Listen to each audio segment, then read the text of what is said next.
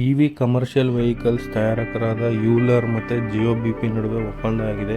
ಏನಪ್ಪ ಅಂದರೆ ದೇಶಾದ್ಯಂತ ಇ.ವಿ. ಸ್ಟೇಷನ್ಸ್ಗಳನ್ನ ಡೆವಲಪ್ ಮಾಡೋದಕ್ಕೋಸ್ಕರ ಈ ಒಪ್ಪಂದ ಆಗಿದೆ. ಯೂಲರ್ ಕಂಪ್ನಿ ಜಿಯೋ ಬಿ.ಪಿ ಜೊತೆ ಏನಕ್ಕೆ ಒಪ್ಪಂದ ಮಾಡ್ಕೊಂಡಿದೆ ಅಂದರೆ, ಜಿಯೋ ಬಿ.ಪಿ ಬಂದು ಪೆಟ್ರೋಲಿಯಂ ಸ್ಟೇಷನ್ಸ್, ಫ್ಯೂಲ್ ಸ್ಟೇಷನ್ಸ್ನ ರನ್ ಮಾಡ್ತಾರೆ. ಇದನ್ನು ಅಂಬಾನಿಯವರು ಓನ್ ಮಾಡ್ತಾರೆ, ರಿಲಯನ್ಸ್ ಗ್ರೂಪು.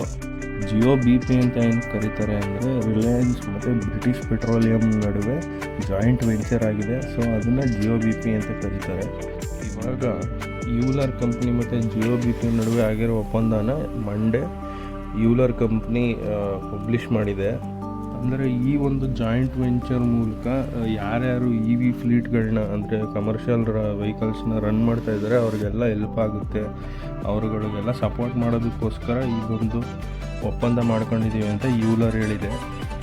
ಜಿಯೋ ಬಿ.ಪಿ ಕೂಡ ಪಾಸಿಟಿವ್ ಆಗಿ ಒಂದು ಸ್ಟೇಟ್ಮೆಂಟ್ಸ್ನ ಕೊಟ್ಟಿದ್ದಾರೆ. ಯೂಲರ್ ಮೋಟರ್ಸ್ನಲ್ಲಿನ ನಮ್ಮ ಪಾಲುದಾರಿಕೆ ವಾಣಿಜ್ಯ ಲಾಜಿಸ್ಟಿಕ್ಸ್ನ ವಿದ್ಯುದೀಕರಣ, ಅಂದರೆ ಇ.ವಿ.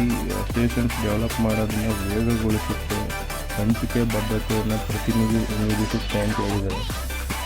ಮತ್ತು ಜಿಯೋ ಬಿ.ಪಿ ಅಧ್ಯಕ್ಷ ಸಾರ್ಥಕ್ ಬಹುರಿಯಾ ಅವರು ಏನು ಹೇಳ್ತಾರೆ ಅಂದರೆ, ಯೂಲರ್ ಮೋಟರ್ಸ್ ಜೊತೆಗೆ ಜಿಯೋ ಬಿ.ಪಿ ಮಾಡ್ಕೊಂಡಿರೋ ಒಪ್ಪಂದದಿಂದ ಅವರ ಬದ್ಧತೆ, ಅಂದರೆ ಇ.ವಿ. ಸ್ಟೇಷನ್ಸ್ನ ಡೆವಲಪ್ ಮಾಡೋದ್ರಲ್ಲಿ ಜಿಯೋ ಬಿ.ಪಿಯ ಬದ್ಧತೆಯನ್ನು ತೋರಿಸುತ್ತೆ ಅಂತ ಹೇಳಿದ್ದಾರೆ.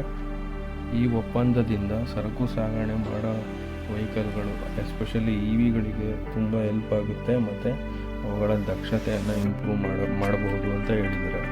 ವಿಡಿಯೋ ಇಷ್ಟ ಆಗಿದರೆ ಲೈಕ್ ಮತ್ತು ಶೇರ್ ಮಾಡಿ. Thank you.